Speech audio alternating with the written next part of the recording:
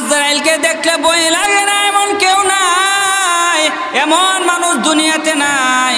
স্বয়ং পয়গম্বরও সেখানে ভয় পাইছিল। এই জন্য মুহতারাম হাজিরিন, আমাদের মনটা কেমন হবে, ভালো হবে না খারাপ হবে? হাদিসে বর্ণনা এসেছে, বুখারী মুসলিমের বর্ণনা, ভালো মানুষের মরণ কেমন হবে, খারাপ মানুষের মরণ কেমন হবে, দুইটা মতের বর্ণনা দিয়েছেন।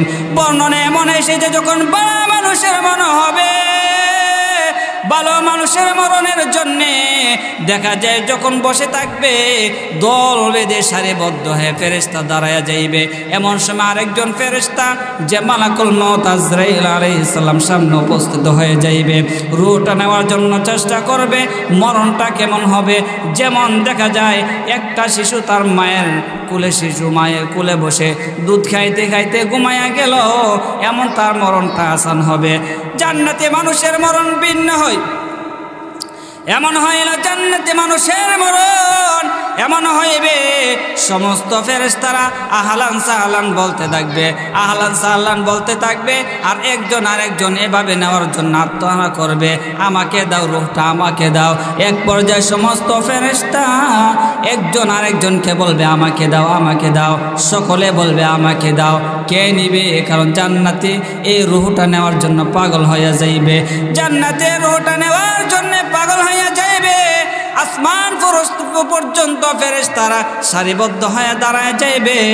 সামনে যখন হাতটা বের করে দিবে, দেখা যায় চোখের সামনে আজরাইল আলাইহিস সালামের সামনে রূহটা চলে যাইবে। সে বুঝতে পারবে না, দেখা যায় আগে যেমন ছিল পরে আরো সুন্দর হয়ে গেছে। কিছুদিন পূর্বে আমার একজন সাথী ভাই, তার বাবা দেখতে বড় কালো ছিল।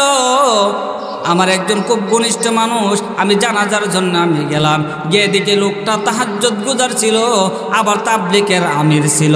তাবলীগের আমির ছিল, দেখতে মানুষটা কালো ছিল, আসলে ভালো ছিল। মৃত্যুর পর দেখা যায় তার চেহারাটা এত নুরানি, আমি দেখে বুঝলাম। আজকে খবর নিলাম, যেদিন সে মারা যাইবে ফজর জামাতের সহিত পড়লো, যেদিন যে বহুকাল ধরে তার তাহাজ্জুদ কাজা নাই, বহুকাল ধরে তার নামাজ খাজা নাই। এই জন্য আল্লাহ তাআলা তার চেহারার নূর বাড়াইয়া দিল, আল্লাহ তাআলা তার চেহারা চমকাইয়া দিল, দুনিয়াতে সেগুলো প্রকাশ হইতে শুরু করে দিল। শুধু তাই না, মরণ যদি ভালো হয়, অন্ধকার কবরে যাওয়ার পর দেখা যায় মরণ ভালো হইলে অন্ধকার কবর থেকে ঘ্রাণ আসে। ইমাম বুখারী রাহমাতুল্লাহ আলাইহি ওনার কবর দিয়ে যখন হাঁটে এখনো সুঘ্রাণ প্রবাহিত হয়। এই জন্য ভিতর যদি ভালো হয়, তার আমল যদি ভালো হয়, তার মরণটা নুরানি মরণ হবে, নুরানি মরণ হবে। এলাকা তো বলেন দুনিয়ার সমস্ত কিছু একদিন মৃত্যুবরণ করতে হবে। শুধু মানুষ না, সব কিছুর মরণ আছে। একটা গাছেরও মরণ আছে, বাঁশেরও মরণ আছে, মাছেরও মরণ আছে, সব কিছু মরণ আছে। আমরা দেখি নদী খাল বিল, এটারও মরণ আছে। আমরা দেখি গাছ, ওইটারও মরণ আছে। তবে এটার মরণের কতদিন মেয়াদ? ওইটা মরণের মেয়াদ হচ্ছে যতদিন পর্যন্ত মাওলা পাকের জিকির করবে ততদিন গাছটা জেতা গাছ থাকবে। যখন মাওলা পাকের জিকির বন্ধ হয়ে যাবে তো দেখবেন দুনিয়ার সব কিছু গাছটা উড়ে ফেলছে। যখন নদীর মাওলা পাকের জিকির করবে তো ততদিন পানি প্রবাহিত থাকবে। যখন আল্লাহ তাআলার জিকির বন্ধ হয়ে যাবে নদীটা মরণ নদী হয়ে যাবে।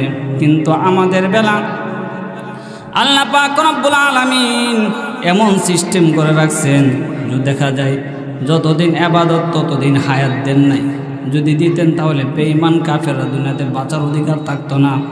আল্লাহ তাআলা আমাদেরকে এমনভাবে সুন্দর করে সুসজ্জিত করে দিয়েছেন, আমাদের উপর আল্লাহ তাআলা দাবি দিয়ে দিয়েছেন, আমাদের উপর আল্লাহ তাআলা দিয়েছেন তোমরা ইবাদত করবা, না করো হায়াত যতদিন ততদিনই থাকবা। তবে হায়াত যখন শেষ হয়ে যাবে একদিন আমাদের বিদায় নিতে হবে, ওইটাই 100%। আল্লাহ তাআলা বলেন, গোলাম আমার, দুনিয়াতে একদিন তোমাদেরকে বিদায় নিতে হবে। ওইটা কেমন? কুল্লু নাফসিন যায়িকাতুল মাউত। শুধু তাই না, এমন কোন পয়গম্বর নাই যে পয়গম্বরের মরণ হয় নাই, এমন কোন নবী নাই যে নবীর মরণ হয় নাই। এমনকি স্বয়ং আজরাইলেরও মরণ আছে না নাই? স্বয়ং আজরাইলেরও মরণ আছে। ও দুনিয়ার ইমানদার মুসলমান আল্লাহর গোলাম, মরণ এমন জিনিস, মরণকে দেখলে ভয় পায় এমন কোনো জাতি নাই। মরণ একদিন মৃত্যুবরণ করতে হবে। মৃত্যুবরণ যেই দলে হোক না কেন, যেমনে হোক না কেন, মরণ থেকে বাঁচার কোনো অধিকার নাই, মরণ থেকে বাঁচার কোনো সুযোগ নাই। আল্লাহ পাক রব্বুল আলামিন আজরাইল আলাইহিস সালামকে মালাকুল মউত দিয়ে একদল ফেরেশতা দিয়ে পাঠাইছে। এখন বলতে পারি হুজুর মরণ যে শুরু হবে, ব্রাহ্মণবাড়িয়া মরে, আমেরিকা মরে, লন্ডন মরে, ব্রিটেন মরে, ফিলিস্তিনও মরে। এখন আজরাইল কি মুরাবাড়িতে আছে না ইন্ডিয়া আছে না ফিলিস্তিন আছে? মরণ এখন আজরাইল কয়েকজন ফেরেশতা সারা দুনিয়া কিভাবে টাইম মেনটেন করতেছে, এই কথাটা অনেকের মধ্যে জাগে। সকলে জানা থাকতে হবে মালাকুল মউত একজন লিডারের আন্ডারে অসংখ্য ফেরেশতা আছে, যে ফেরেশতাগুলি আজরাইল আলাইহিস সালামের আন্ডারে চলে। এবার যত দুনিয়াতে থাকুক না কেন, সকলে একে হালত। এই কাফেলা বিভিন্ন ধরনের জায়গার মধ্যে আছে, প্রত্যেক জায়গা প্রত্যেক জন্য নিয়ম দেওয়া আছে। যেমন এভাবে বলে সরকারি দল পুলিশ বাহিনী একজন কমান্ডার আন্ডারে যেমন বিশাল পুলিশ বাহিনী থাকে, ঠিক তদ্রূপভাবে একজন ফেরেশতার আন্ডারেও অনেক ফেরেশতা থাকে, যেখানে প্রয়োজন সেখানে হাজির হইয়া যায়, ঠিক কিনা? এই জন্য মুহতারামা হাজিরিন, কোন প্রেসিডেন্টের কারণে রাজত্ব ঠিক আছে এমন হয় নাই। বাদশাহ জুলকারনাইন সারা দুনিয়া রাজত্ব করেছে, বাদশাহ সুলাইমান সারা দুনিয়া রাজত্ব করছে, বাদশাহ জুলকারনাইন দুইজন সারা দুনিয়া রাজত্ব করেছে, তারপরও বাঁচতে পারছে কিনা? বাঁচার কোনো সুযোগ নাই। এমন হয়েছে বাদশাহ জুলকারনাইন মৃত্যুর সময় বলে দিছে, ও আমার কওমের লোকেরা, ও আমার সন্তানেরা, আমি যখন মরে যাব আমার হাতটা বের করে কাফনের কাপড় উপর দিয়ে এমনভাবে তাড়াইয়া দিবে, সারাটা উলিতে গুলিতে ঘুরাইবে, আর ঘুরাইয়ানোর পর তাদেরকে বোঝাইয়া দিবে দুনিয়ার সব কিছু আমার ছিল, সারা দুনিয়া রাজত্ব করেছে, আজকে আমার হালি হাতে বিদায় নিতে হলো। মৌতু কাসিং কুল্লু নাফসিং শারিবুন কবর বাইতি কুল্লু নাফসিং দাখিলুন।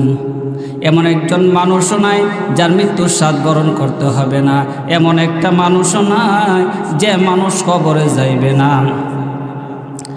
বাদশাহ জুলকারনাইন হাত উঠাইয়া দিলেন, সারা দুনিয়ার বেঈমানরা বললে দেখো দুনিয়াতে সম্পদ জমাইছে, এখনো জমানোর জন্য হাত বাড়াইয়া দিল। জুলকারনাইন বুঝাইয়া দিলেন আমার কিছু নাই, আমি হাত বের করে বুঝাইতে চাই। আমার সঙ্গে আমার সন্তান ছিল, আমার সঙ্গে আমার আওলাদ ছিল, আমার সঙ্গে আমার সম্পদ ছিল, আমার স্ত্রী ছিল, আমার সব কিছু ছিল।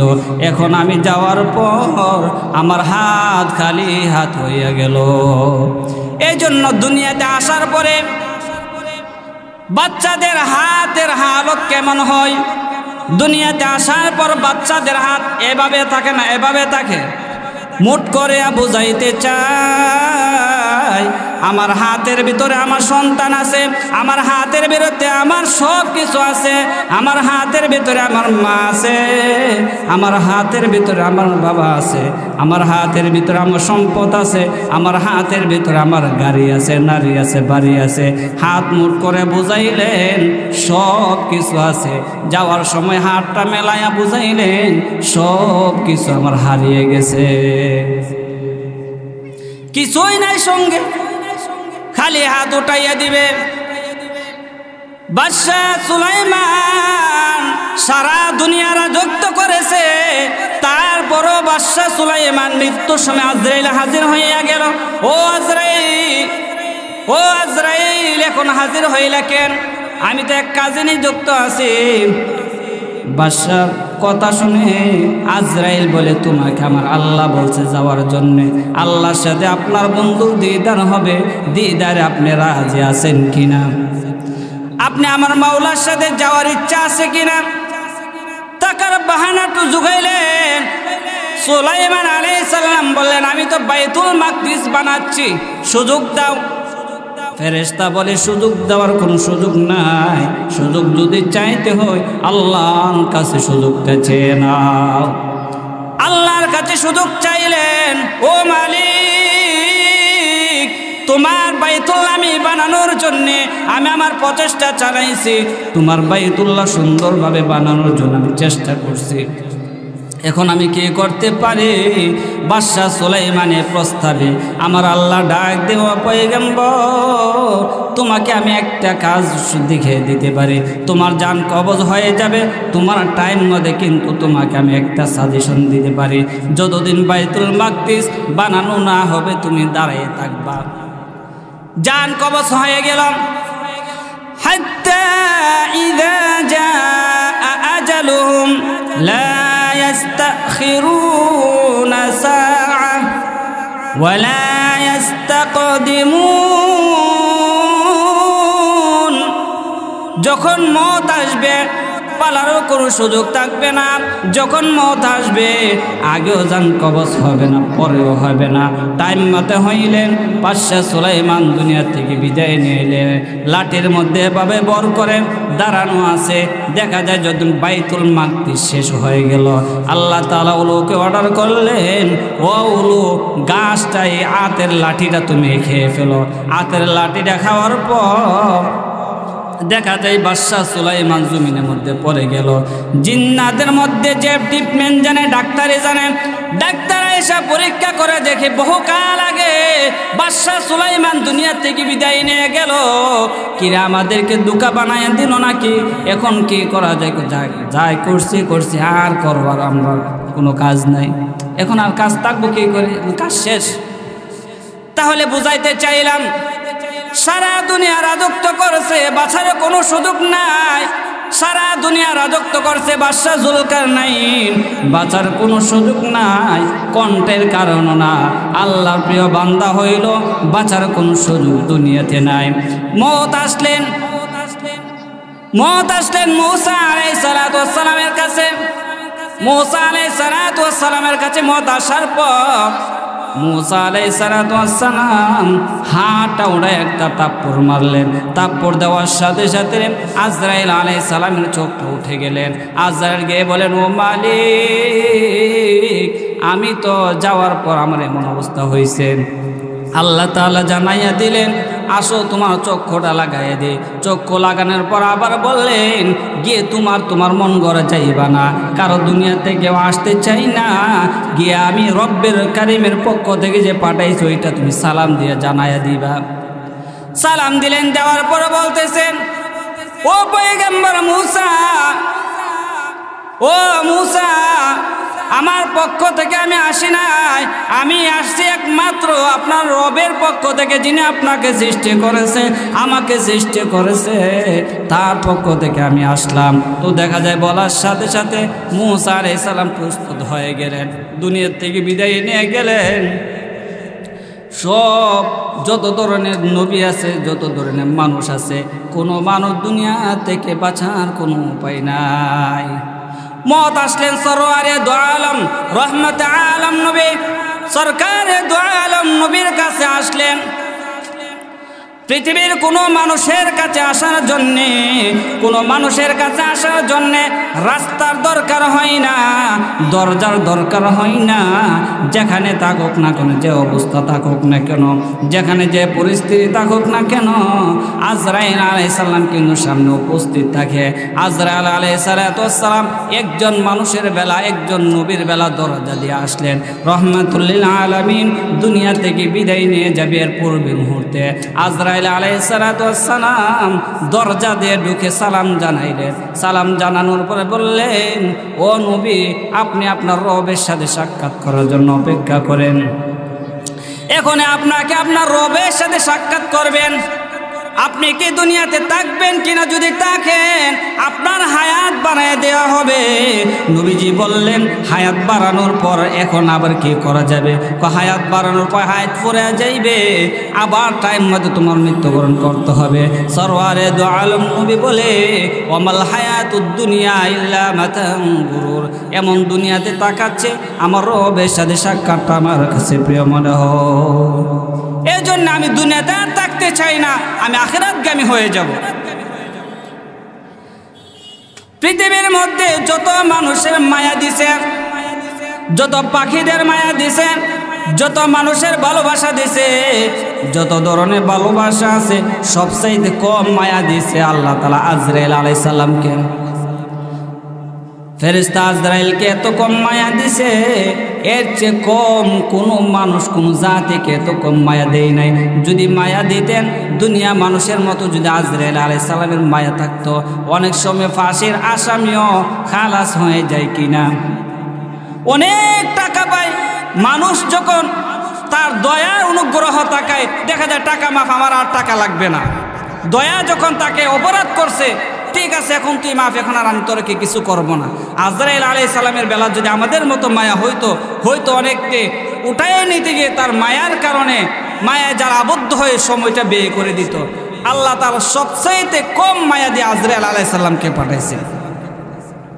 তারপর আল্লাহ তাআলা জিগাইলেন, ও আজরাইল, তুমি দুনিয়াতে মানুষের মত নাও, সমস্ত দুনিয়া মানুষের মত নিলা, ভবিষ্যৎ নিবা। তোমার কি মায়া হয়েছে কিনা? এমন কোন মানুষের মায়া হয়েছে কিনা? আজরাইল আলাইহিস সালাম বললেন, দুইজন ব্যক্তির মরণের বেলা এমন মায়া হয়েছিল, আমার মনে চাইছিলাম আমার পক্ষ থেকে তাকে হায়াত দিয়ে দে।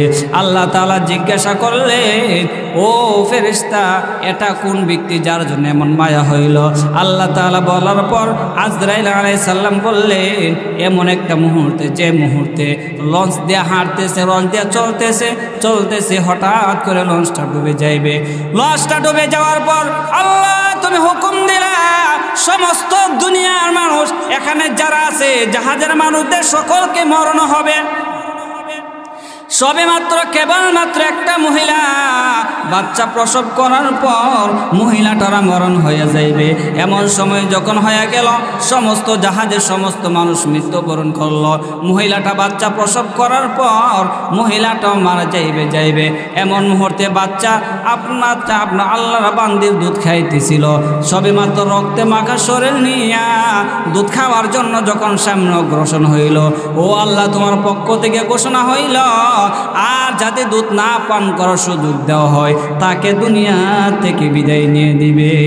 তক্তের ওপর বসা ছিল সন্তান, তক্তের ওপর বসা থাকার পরেও মার কোলে যখন এভাবে দুধ পান করাইবে, এর মুহূর্তে আমি জানটা কবজ করে রাখছি। ও আমার আল্লাহ, এমন মায়া রাখছে, আমার মনে চাইছিলাম তাকে হায়াত বাড়ানো দিতে, কিন্তু হাত্তা ইদা জা আজালুম লা ইস্তাখিরুনা সাআ ওয়া লা ইস্তাকদিমুন। আল্লাহ তাআলা আপনার আদেশ, আপনার অনুগ্রহে এর বিকল্প কোনো কিছু হইতে পারে না।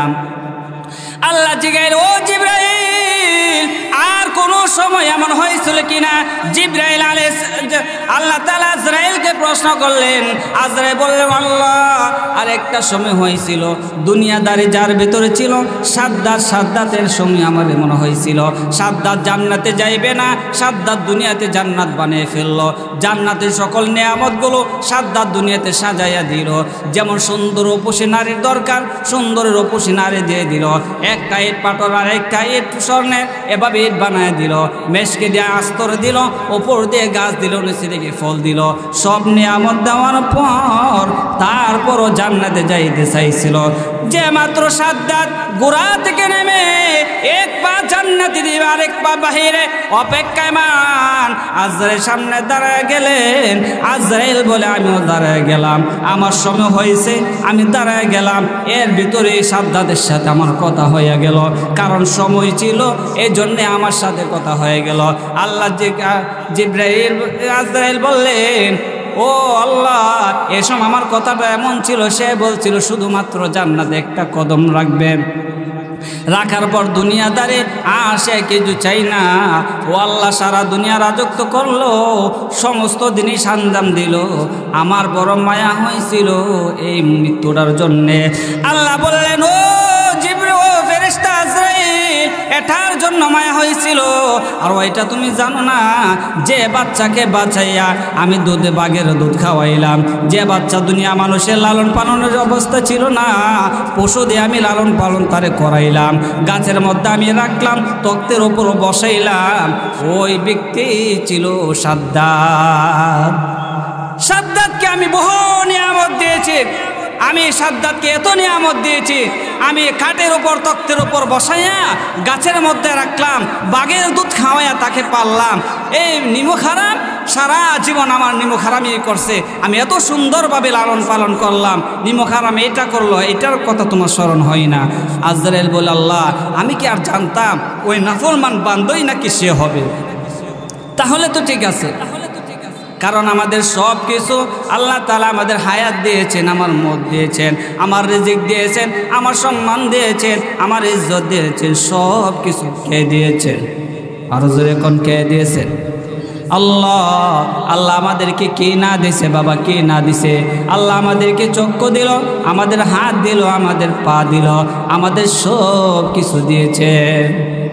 এমনকি শুধুমাত্র ব্রেনের সমস্যা, ডাক্তার কারখানায় যাও, ডাক্তারের কাছে যাওয়ার পর দেখবেন যখন আইসিইউতে লাগবে একদিন 20 থেকে 50,000 টাকা বিল উঠবে।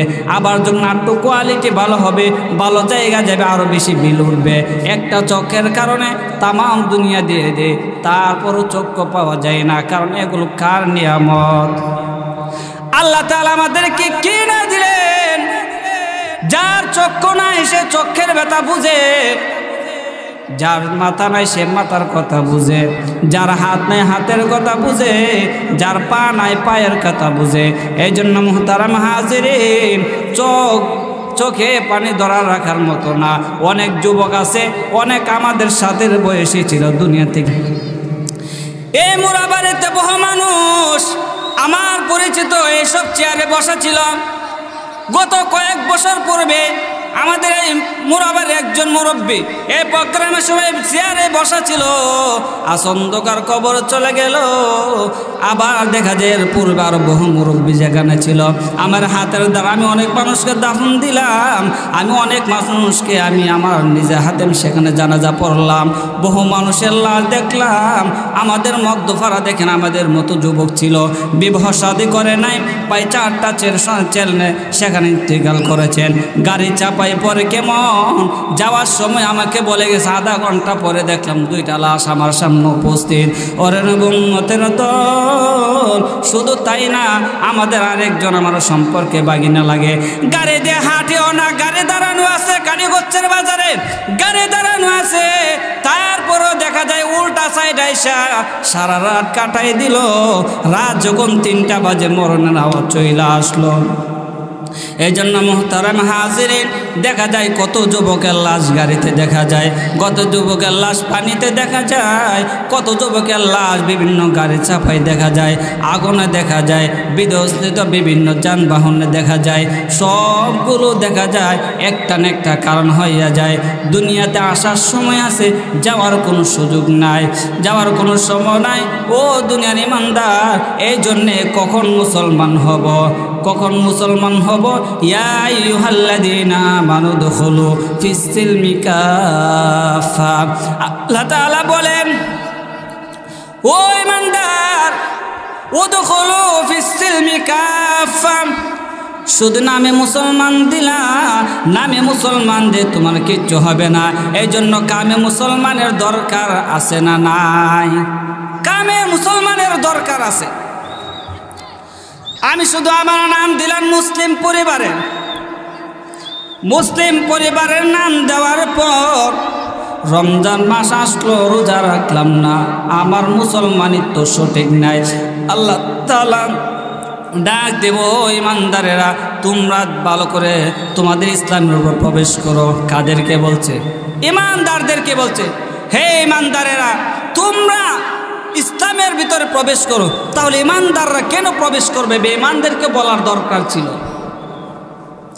আল্লাহ জানে কিছু মুসলমান আছে, দেখা যায় মুসলমানের কাম দিল ওয়াক্ত মতে নামাজ নাই, মুসলমান তার কাম দিল সৎ ভাইয়ের সাথে সুন্দর ব্যবহার নাই, আচরণ নাই, মুসলমান কাম দিল অন্যের মান আত্মসাৎ করলো, অন্য মুসলমান নাম দিল অন্য মেয়েদের সাথে প্রিজিন করলো।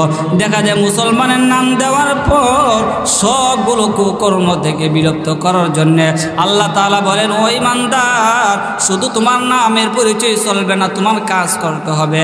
কাজ হচ্ছে তুমি সঠিকভাবে ইসলাম মানো। এই জন্য মুহতারাম হাজিরিন, মরণ এমন এক জিনিস, মরণ থেকে যতই পালানোর চেষ্টা করো, মরণ থেকে বাঁচার কোনো সুযোগ নাই। যেখানে যাও, যে অবস্থায় থাকো না কেন, সেখানেই তোমার মরণ হবে। এমনকি মরণের সময় কেমন পরিস্থিতি যদি 1000 মাইল দূরও যা, মরণ থেকে বাঁচার কোনো সুযোগ নাই। পয়গম্বর সুলাইমান আলাইহিস সালাতু ওয়াস সালামের সময় এক ব্যক্তি তার মরণ হবে, সামনে আজরাইল উপস্থিত হয়ে গেল, আসর রূপ ধারণ করে আজরাইল উপস্থিত হয়ে গেল। লোকটা ডাক দিয়ে বলো, ও ভাই তুমি কে? তোমাকে তো চিনতে পারলাম না। লোক আজরাইল বলে, আমি হচ্ছে আজরাইল, তোমার জান কবজ করার জন্য আসলাম। এ বই পাইয়া সুলাইমান পয়গম্বরকে বলে, ও পয়গম্বর সুলাইমান, ও পয়গম্বর সুলাইমান, এখন আমাকে একটা কাজ করতে হবে। কাজটা হলো, আজরাইলকে দেখে আমার বই হইতেছে, আমাকে 1000 মাইল দূরে আরেক জায়গার মধ্যে দিয়াও, যেখানে আজরাইল আমাকে পাইবে না। আজরাইলের বয়ে পয়গম্বর সুলাইমানের কাছে আবদার জানাইলেন। পয়গম্বর সুলাইমান আবদারটা শোনার জন্য সেখানে আবার বললেন, ঠিক আছে, সেখানে তোমাকে নিয়ে দেওয়া হবে, তোমাকে সেখানে পৌঁছে দেওয়া হবে, তোমাকে সেখানে নিয়ে দেওয়া হবে। সেখানে নিয়ে গেলেন, মুহূর্তের ভিতরে বাতাসও পয়গম্বর সুলাইমানের কথা শুনতেন, পিপিলিকা শুনতেন, পশু পাখি শুনতেন। এমন কোনো প্রাণী নাই যে প্রাণী পয়গম্বর সুলাইমানের ভাষা বুঝতেন না। ওই লোককে বাতাসকে আদেশ দিলেন, বাতাস দেখা যায় বহু মাইল দূর, মুহূর্তের ভিতরে পৌঁছায় দিল। এমনিতে আজরাইল সেখানে উপস্থিত। আজরাইল বললে, এখন আমার জায়গা মতো আমি পাইলাম। আমি যখন প্রথমবার তোমার সাথে সাক্ষাৎ করলাম, আনুমানিক বাংলাদেশে সাক্ষাৎ হয়েছে, তোমার মরণ হবে আমেরিকায়। আমি অবাক হয়ে গেলাম, মাত্র কয়েক মিনিট সময় বাকি আছে। সেখানে যাওয়ার কারণটা কি? তোমার মরণ তো হবে আমেরিকা। এই জন্য আল্লাহ সে ব্যবস্থা করাইয়া আমেরিকায় তার মরণটা দিল। এই জন্য যেখানে যে পরিস্থিতি, সেখানেই মরতে হবে। মরণ এমন এক জিনিস, মরণ সাকরাতুল মউত যখন উপস্থিত হয়ে যাইত, আল্লাহর একজন প্রিয় বান্দা ছিল। বান্দা এমন দেখা যায় কোথায় কোন খাবারটা খাইতেছে সে ঘ্রাণ পাইত। আল্লাহর বড় বুজুর্গ ছিল, যার ভিতরে বসরিয়ত ছিল, যে নাকি দেখে দেখে আসমানের কালাম দেখে দেখে, আকাশে দেখে সে কোরআন পড়তে পারত। সুবহানাল্লাহ। এমন একজন লোক এলাকার যখন কোনো মানুষের মরণ হইতো, কোনো মানুষের মরণ হইতো, রাস্তা দিয়ে সবগুলো বান্ধে ফেলতো। আবার দেখা যায় এমন মরণ থেকে বাঁচার জন্যে সে বলতেছে, আজরাইল আসলামের বই লাগে। আজরাইলকে দেখলে বই লাগে না এমন কেউ নাই, এমন মানুষ দুনিয়াতে নাই।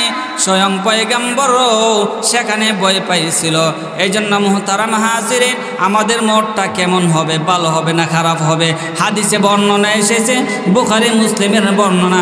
ভালো মানুষের মরণ কেমন হবে, খারাপ মানুষের মরণ কেমন হবে, দুইটা মতের বর্ণনা দিয়েছেন। বর্ণনা এমন এসেছে, যখন ভালো মানুষের মরণ হবে, ভালো মানুষের মরণের জন্যে দেখা যায় যখন বসে থাকবে, দল বেঁধে সারিবদ্ধ হয়ে ফেরেশতা দাঁড়ায়া যাইবে। এমন সময় আরেকজন ফেরেশতা, যে মালাকুল মউত আজরাইল আলাইহিস সালাম, সামনে উপস্থিত হয়ে যাইবে, রূহটা নেওয়ার জন্য চেষ্টা করবে। মরণটা কেমন হবে? যেমন দেখা যায় একটা শিশু তার মায়ের কুলে, শিশু মায়ের কুলে বসে দুধ খাইতে খাইতে ঘুমাইয়া গেল, এমন তার মরণটা আসান হবে। জান্নাতে মানুষের মরণ ভিন্ন হয়, এমন হয় না। জান্নাতে মানুষের মরণ এমন হইবে সমস্ত ফেরেশতারা আহলান সাহলান বলতে থাকবে, আহলান সাহলান বলতে থাকবে, আর একজন আরেকজন এভাবে নেওয়ার জন্য আত্মহারা করবে, আমাকে দাও রূহটা, আমাকে দাও। এক পর্যায়ে সমস্ত ফেরেশতা একজন আরেকজনকে বলবে আমাকে দাও, আমাকে দাও। সকলে বলবে আমাকে দাও। কে নিবে? কারণ জান্নাতে এই রূহটা নেওয়ার জন্য পাগল হয়ে যাইবে, জান্নাতে রূহটা নেওয়ার জন্য পাগল হয়ে যাইবে। আসমান পর্যন্ত ফেরেশতারা সারিবদ্ধ হয়ে দাঁড়ায় যাইবে।